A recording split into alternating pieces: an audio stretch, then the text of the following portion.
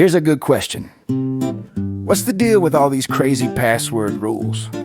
Some websites have that literally don't make any sense. Some websites have a minimum character limit for passwords. Some websites have a maximum character limit for passwords. Some websites have both a minimum character limit and a maximum character limit for passwords. Some websites make it so you have to have a certain number of numbers in the password. Some websites make it so you need to have a certain number of capital letters and some lowercase letters in the password. Some websites make it so you need to have a certain number of symbols in the password. Some websites make it so you need to have all of the above in the password. I mean, what's next? Are they gonna start making people have to dance and sing "Shake Your Booty" while typing the password? I've never used any of these as passwords for anything. These are just some examples. But you'd think that something like a Pagnik would be hard enough for someone else to guess. Who would guess something like Nana Shabubukins?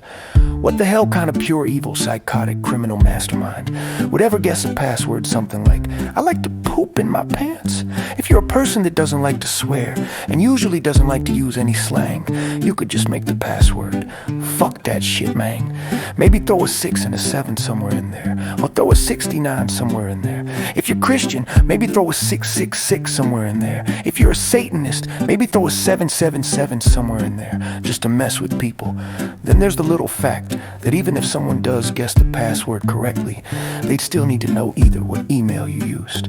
If you're someone like me, you've made a ton of different emails over the years. Hell, I was around when emails first started being a thing. I was, of course, just a kid.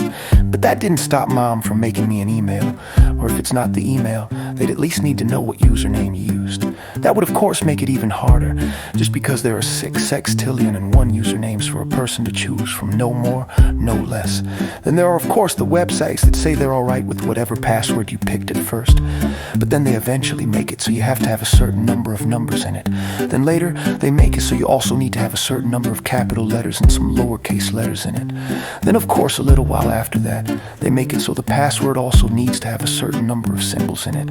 I'm telling you, it won't be long before they start making people also have to do a little dance, make a little love, then of course get down tonight, all while they're trying to get the password in there.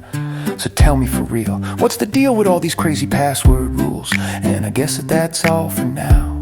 It just bugs me when websites either have or later make crazy password rules that ain't not never gonna make no sense to no one that never lived nowhere. Until next time, this is Ed Banshee saying remember that 6 plus 6 plus 6 unfortunately doesn't equal the mark of the beast. It's only 18, unless of course someone decides to invent a language that is 18 translate to the mark of the beast. And 7 plus 7 plus 7 is only ever gonna be 21.